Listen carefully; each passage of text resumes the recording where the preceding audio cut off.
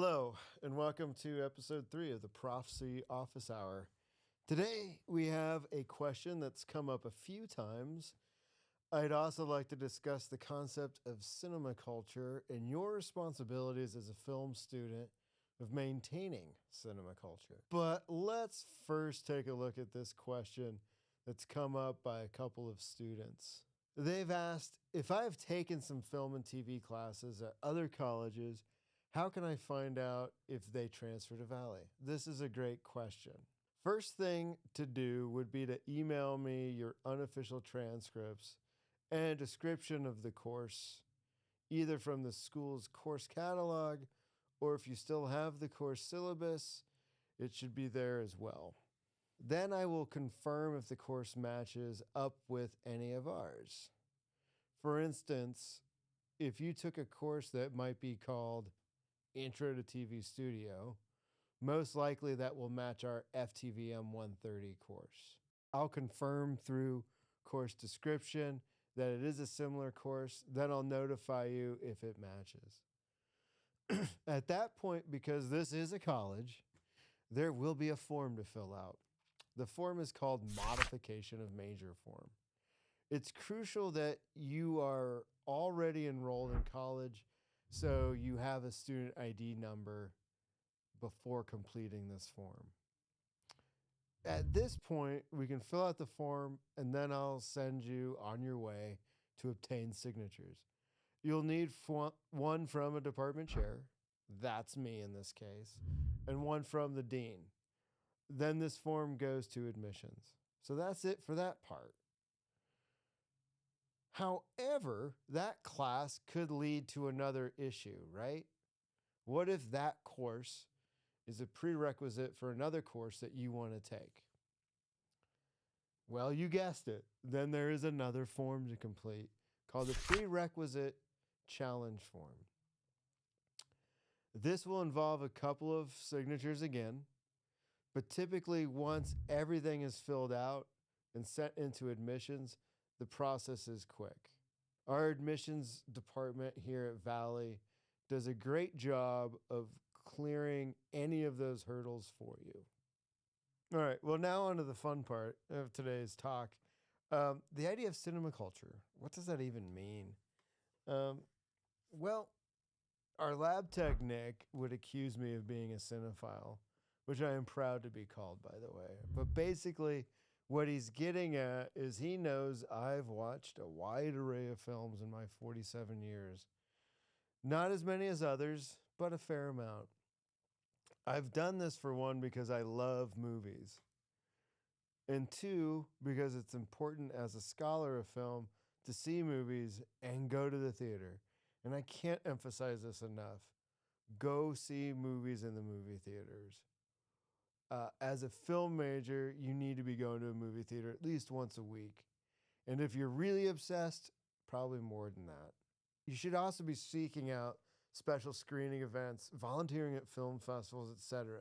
You just need to be immersed in it. The theater is important because it's how the artist intended you to see the film. Not on your phone, but on a huge screen, immersed in the story with no distraction. The cell phone is put away and is for sure muted, and you're just watching the movie. Get yourself some cheap food, sit back and enjoy. Side note, I hate places that deliver essentially bowling alley food during the movie screening. As a matter of fact, I know some bowling alleys with better food. So I'm not going to a movie theater for bad food. I'm going to the movie theater to enjoy the film. I prefer popcorn and root beer, but you might be a candy person. Whatever your go-to is, get your snacks and enjoy the film. But going to the movie theater and enjoying or not enjoying the film with complete strangers is a very human thing to do. You're having a shared emotional experience with complete strangers. And that feeling you get from that should be something you as a budding filmmaker want to give back to others. Tom Cruise says he watches a movie a day. You should do the same. And in order to do that, you're probably going to have some movies at home to watch. I've come to the mind that Christopher Nolan is right. Physical media is the best version of the film to have at home. Because of the compression issues of streaming, you don't always get the true version that the filmmaker created. But there's only so much space in your bedrooms or living rooms or wherever, and there's only so much money. So there's other options to go to find films as a student. Certainly there are all the streaming services, but in most cases, I've found that some of the streaming services are getting as bad as the multiplex. They only seem to have newer titles or larger budget films, so the deep dive you might want to go into could be hard. When I was your age, I watched Turner Classic movies like daily. So keep doing that. It still exists. It's on all the cable platforms. I have YouTube TV at home. I can watch it through there. But another free option for you as students is Canopy. It's free to you through our library. My favorite streamer that Nick makes fun of me for is the Criterion Network. This app is about $90 a year, but as I heard the comedian Bill Burr call it recently, it's the Cinemax for nerds. They put together awesome collections each month of a variety of different films and genres.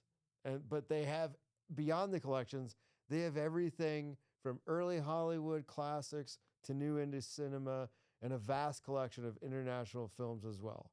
Stuff you will not find on Netflix, Hulu, Amazon, and so on. Tarantino is fond of saying, to learn how to make movies, he went to movies. He also made a feature film that no one's seen, and he swears no one will ever see. But it really taught him the process of how to make films. That all came out of his pocket, though. As a student here at Valley, you get to create for a fairly affordable price. As you know, our department offers all the equipment you could need to create, and we also supply craft services. Food is one of the most costly items as an independent filmmaker. So that's why we say take advantage of the school as much as possible while you're here. You want to make those mistakes here before you get somewhere where you not knowing something could matter. But the point that Tarantino makes about watching, as I have made, pays off as well. Because you see what others do and figure out the language of the art form. And that's what I really mean by the culture of cinema. Understand that going to the movies and understanding how the language of cinema impacts an audience, whereas it's the use of a close-up or a wide shot when needed, or using sound or not using sound when needed. If you go to the theater or experience that with your friends, you're going to understand the culture of cinema and be able to pass that on as a film student. Basically, see a lot of movies. Lastly, let me just say, avoid the desire to be cool. When you seek to be cool, you won't be an effective storyteller because you're too focused on what you think impresses people. You want to do the unexpected. Use a close-up instead of a wide, or a wide shot instead of a medium. Basically, be a nerd and be proud of it. One last thing. On the topic of cinema culture, this is Punch Drunk Love. A recent student, I won't name names, said, "Oh, the first film I saw that was really cool with Sandler was Uncut Gems. Great film.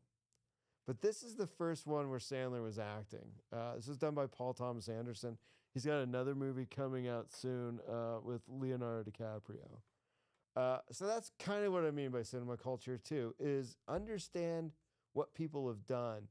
Get to know their resumes. Get to know their IMDb page and check out those films. Anyway, until next week, I'll be here again. Send me some questions. I love answering the questions on here. And maybe down the road we'll have some special guests joining us. Until then, Valley up. Or, I'm sorry, go Valley, Valley up.